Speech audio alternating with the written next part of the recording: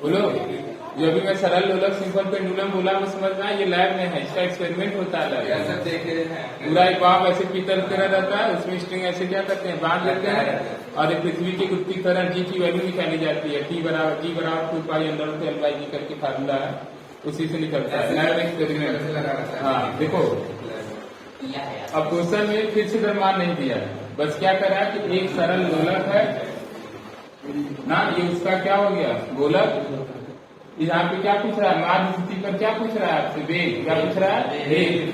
जबकि इसका maximum height कितना है वर्टिकल, यानी ये जैसे झूला झूलते हो, कभी ज्यादा ऊंचा जाता है कभी कम जाता है ना, तो ये ऐसे ही कह रहा है कि अगर ये अधिकतम 10 मीटर ऊंचा तक जा सकता है तो बताओ इसकी मेन पोजीशन पे इसका वेग क्या होगा। सिंपल सी कहानी है। तो मान लो जब भी झूला मान या मेन पोजीशन पे होता है तो इसमें सिर्फ काइनेटिक एनर्जी होती है। क्या होती है, काइनेटिक। क्योंकि धरातल इसे ही मान लेंगे, इसे धरातल ही मान, जहाँ झूले का ये केंद्र रहेगा उसी को क्या मानते हैं, ग्राउंड। क्या मान लेते हैं, भले वो थोड़ा सा जैसे बताया था ना कि स्थिति ऊर्जा के लिए क्या करते हैं, पृथ्वी की सतह को क्या माने हैं, 0 माने कि पृथ्वी की सतह पे कोई चीज पहुंचेगा तो उसकी टोटल पोटेंशियल एनर्जी या स्थिति ऊर्जा क्या होगी, 0 होगी। जबकि बताया था कि अगर गड्ढा करके छोड़ दे तो नीचे चला जाता है, तो टोटल स्थिति ऊर्जा सेंटर पे 0 होगी। कहाँ होगी, सेंटर पे, अर्थ के केंद्र पर 0 होता है ना, समझे। परंतु अर्थ के केंद्र को हम जा नहीं सकते हैं, इस वजह से सतह पे 0 मान लिया जाता है। ऐसे झूले वाले कंडीशन में कहाँ मानोगे, स्थिति ऊर्जा 0 यहाँ पर। जहाँ पे स्थिति ऊर्जा 0 रहेगा तो वहाँ पे गति ऊर्जा रहेगी, यानी यहाँ पे टोटल एनर्जी क्या है, गति ऊर्जा।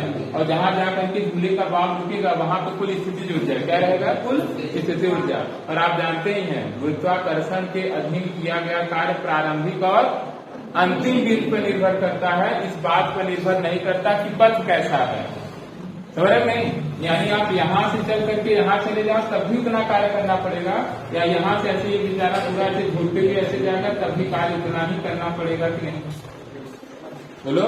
क्योंकि प्रारंभिक स्थिति और अंतिम स्थिति ऊंचाई देखो दोनों का सेम वही है, रास्ता अलग अलग होने से कोई मतलब नहीं है। तो क्या लिखोगे, काइनेटिक एनर्जी। कहाँ पर काइनेटिक एनर्जी, मीन पोजीशन लिख लो, माध्य स्थिति ना, बोलो। इक्वल टू कौन सी एनर्जी, पोटेंशियल एनर्जी। कहाँ पर, इसे ए मान लेते हैं। क्या मान लेते हैं, ए। तो चलो हाफ लगा लो, फार्मूला क्या लगाओगे, हाफ एम बराबर एमबीएच होगा, बी स्क्वायर बराबर 2GH अंडर रूट ना, क्या हो जाएगा 2 D की वैल्यू 10, ये 10 सॉल्व कर लो, 10 बाहर आ जाएगा, 10 अंडर रूट 2, अंडर रूट 2 कितना होगा, 1.414 बुरा कर लो, आंसर आ जाएगा। चलो समझ में आया।